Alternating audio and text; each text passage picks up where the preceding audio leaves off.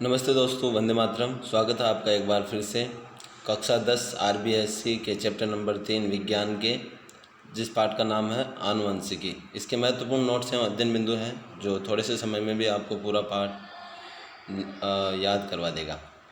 तो शुरू करते हैं इसको।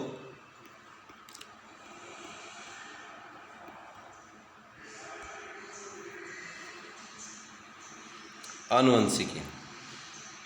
आनुवंशिकी जीव विज्ञान की वह शाखा है जिसमें सजीवों में लक्षणों की आनुवंशिकता एवं विभिन्नताओं का अध्ययन किया जाता है।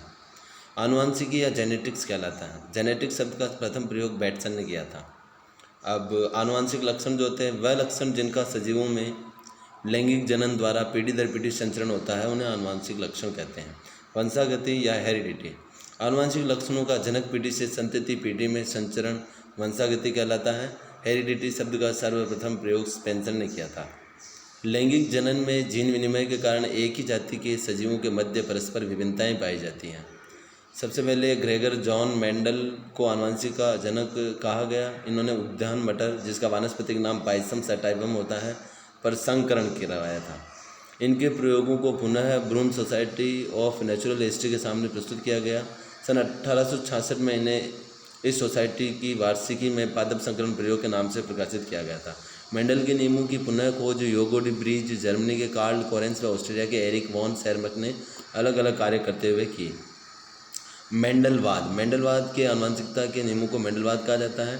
मेंडल का प्रयोग करने के लिए उन्होंने अपने मटर के पौधे का ही चयन क्यों किया? उसमें मेंडल ने मटर के पौधे में 7 प्रकार के विपर्यासी लक्षण पाए थे, जो वो इस प्रकार है: पादप की लंबाई, पुष्प की स्थिति, पुष्प का रंग, फली की आकृति, फली का रंग, बीज की आकृति एवं बीज के रंग के आधार पर। अब संकरण प्रयोगों के लिए मटर के पौधे का चुनाव करने के जो कुछ कारण थे, सबसे ये है उसमें प्रमुख: पहला, मटर एक वर्षीय पादप है। दूसरा, मटर के पादप का आकार छोटा होता है। तीसरा, बीजों की संख्या इसमें अधिक होती है। चौथा, यह द्विलिंगी पादप है तथा इसमें स्वपरागण पाया जाता है। पांचवा, मटर के पुष्पों में पर परागण भी आसानी से होता है। छठा, मटर के पौधे में कई लक्षण विपरीत प्रभाव दर्शाते हैं। अब मेंडल के प्रयोग की बात करते हैं। सबसे पहले उन्होंने एक संकर संकरण, एक जोड़ी विपर्यासी लक्षणों को ध्यान में रखकर किया गया संकरण। जैसे पादप की लंबाई, तो एक लक्षण ले लिया उन्होंने लंबाई का, जिसमें शुद्ध लंबे पौधे को कैपिटल टी से व शुद्ध बौने पौधे को स्मॉल टी से दर्शाया गया था। तो इनके संकरण से प्राप्त एफएनपीटी के सभी पादप लंबे थे। उसमें एक कैपिटल टी और एक स्मॉल टी था। इनको विषम युग्मजी कहते हैं। जो लक्षण प्रकट नहीं हुए, अब एफएनपीटी में जब इन्होंने क्रॉस कराया शुद्ध लंबे और शुद्ध बौने पादप में, तो एफएनपीटी में जो सभी पादप जो थे वो लंबे प्राप्त हुए, लेकिन वो जो थे विषम युग्मजी थी। विषम युग्मजी से आशय है एक कैपिटल टी एक स्मॉल टी था, तो सभी लंबे अशुद्ध लंबे पादप कहा गया। तो इस एफएनपीटी में लंबेपन का गुण अपने आप को अभिव्यक्त कर पाता है, दिखाता है, अतः इसे प्रभाविकता का नियम कहा गया। एवं बौनेपन का जो लक्षण था वो इसमें अप्रभावी रहता है। मेंडल ने एफएनपीटी की संततियों के बीच पुनः संकरण करवाया और द्वितीय पीढ़ी F2 प्राप्त की। प्रथम पीढ़ी को F1 और द्वितीय पीढ़ी को F2 कहा जाता है। F2 में दोनों प्रकार के पादप उत्पन्न हुए। F2 पीढ़ी में लक्षण प्रारूप अनुपात 3:1 है। लक्षण से आशय है कि बाह्य मतलब पौधों की बाह्य प्रतीति देखने पर हमें लंबाई चौड़ाई का जो लंबाई और दूसरे अन्य लक्षण होते हैं उन्हें लक्षण प्रारूप कहा जाता है। जीनी संरचना के आधार पर वो जो अनुपात था 1:2:1 था।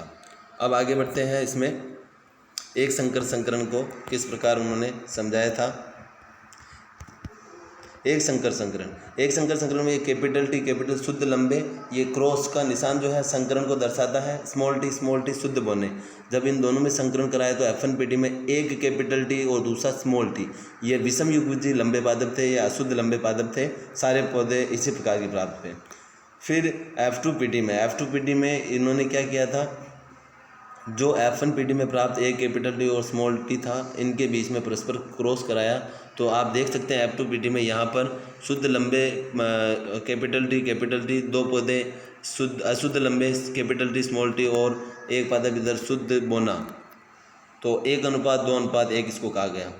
परिणाम: प्रयोगों के आधार पर 2 नियम दिए गए थे। पहला है प्रभाविकता का नियम।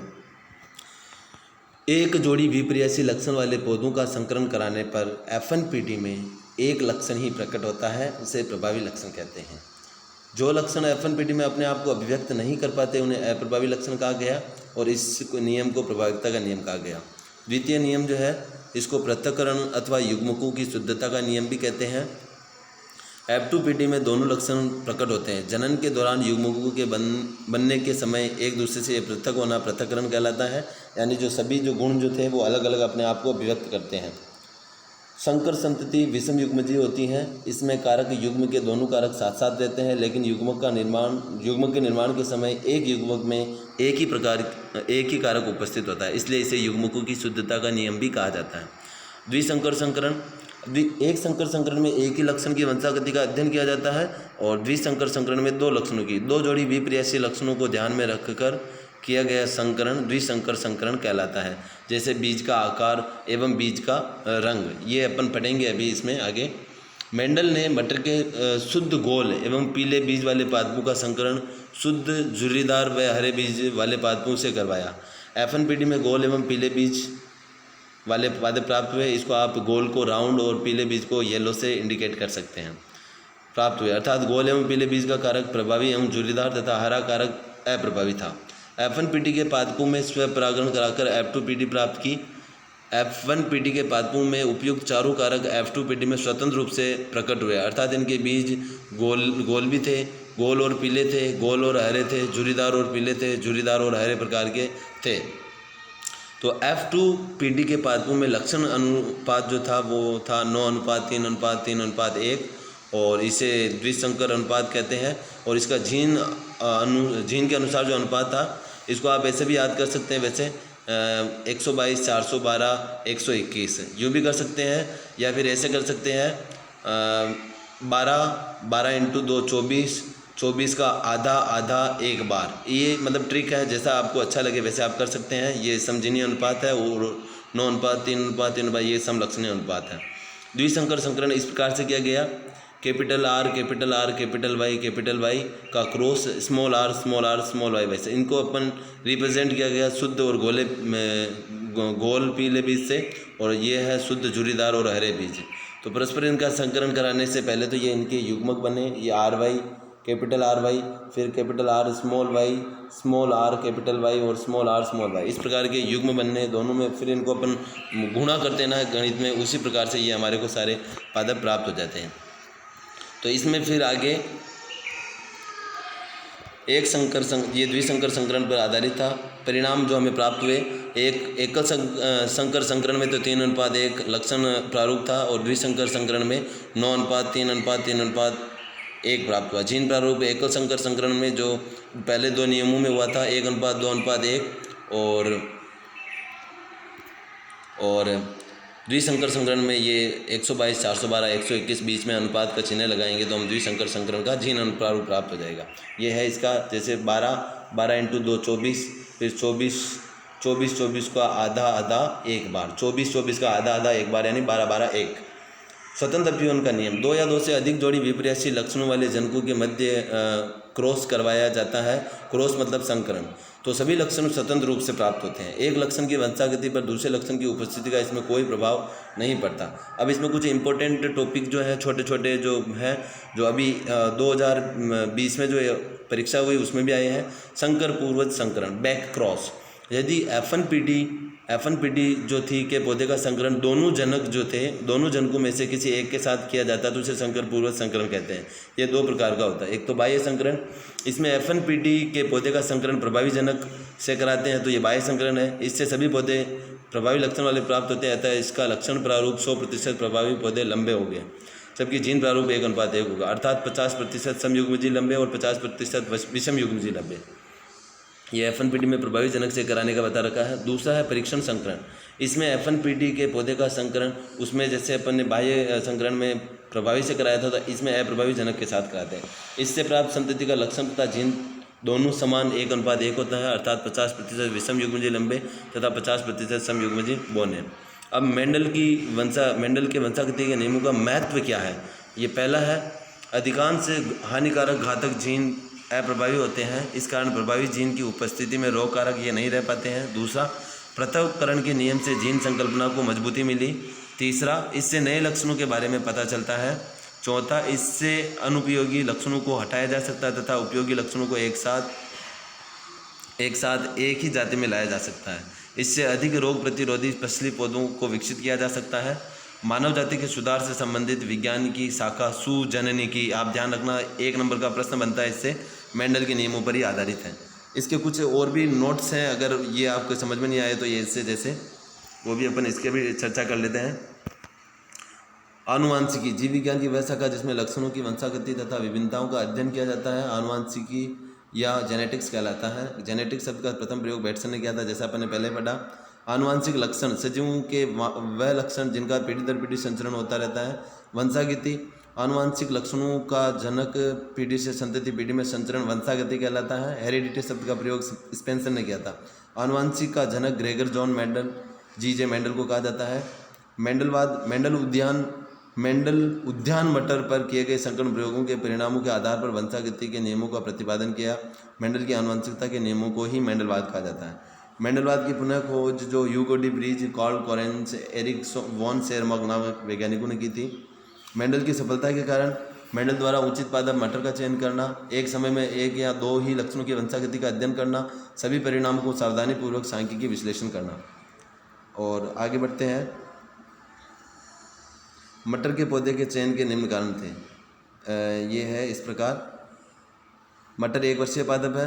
मटर में बीजों की संख्या अधिक होती है। मटर पादप का आकार छोटा होता है। मटर के पौधे में कई लक्षण विपरीत प्रभाव दर्शाते हैं।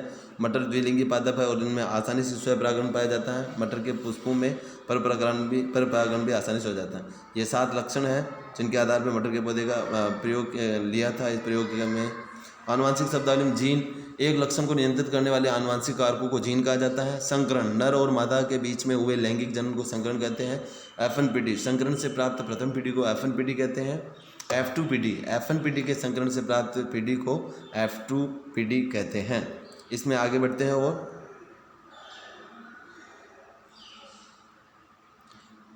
प्रभावी लक्षण, वह लक्षण जो एफएनपीडी में अभिव्यक्त हो पाते हैं। अप्रभावी लक्षण, वह लक्षण जो एफएनपीडी में एक एकल संकर संकरण में अभिव्यक्त नहीं हो पाते हैं। एक संकर क्रॉस, वह क्रॉस जिसमें केवल एक लक्षण की वंशागति का अध्ययन किया जाता है। द्विसंकर क्रॉस, वह क्रॉस जिसमें एक साथ 2 लक्षणों की वंशागति का अध्ययन किया जाता है। त्रिसंकर क्रॉस, नाम से ही पता चल रहा है, वह क्रॉस जिसमें एक साथ 3 लक्षणों की वंशागति का अध्ययन किया जाता है। बहुसंकर क्रॉस, वह क्रॉस जिसमें एक साथ अनेकों लक्षणों की वंशागति का अध्ययन किया जाता है। अभी अपन ने पहले प्रभाविकता का नियम पढ़ा था, तो ये एक बार पुनः पढ़ लेते हैं। प्रभाविकता का नियम, इस नियम के अनुसार विपर्यासी लक्षणों से युक्त समयुग्मजीव पादपों में जब संकरण करवाया जाता है तो एफएनपीडी में एक प्रभावी लक्षण अपने को अभिव्यक्त करता है, वह दूसरा अप्रभावी रहता है। यह प्रभाविकता का नियम है। जैसे वे लंबे व बौने पौधे के संकरण में सभी लंबे पौधे प्राप्त हुए, तो इससे प्रभाविकता का नियम कहा गया। ये जो दे रखा है यहाँ पे, ये अशुद्ध या विषम युग्मजीव लंबे पादप कहा गया। पृथक्करण का नियम, इस नियम के अनुसार, इस नियम को संयोजन का नियम या युग्मकों की शुद्धता का नियम भी कहते हैं। इस नियम के अनुसार एक संकरण प्रयोग को F2PD में दोनों गुण पृथक पृथक प्रकट होते हैं। युग्मक बनते समय दोनों कारक अलग अलग युग्मकों में जाते हैं, अतः इसे एकल लक्षण का नियम भी कहते हैं। ये इसमें दे रखा है। जैसे ये प्राप्त होने का एफएनपीडी में जो ये प्राप्त हुए, F2PD में देखो फिर आप 25% शुद्ध लंबे, 50% अशुद्ध लंबे और 25% शुद्ध बौने पौधे प्राप्त होते हैं। आशा दोस्तों आपको जो ये तीसरा पार्ट है इसके जो नोट्स हैं पसंद आए होंगे। इसी तरीके से आगे नए वीडियोस प्राप्त करने के लिए आप हमारा चैनल सब्सक्राइब करना ना भूलें। आप ये सारा वीडियो जो है महेश क्लासेस पर देख रहे हैं। धन्यवाद।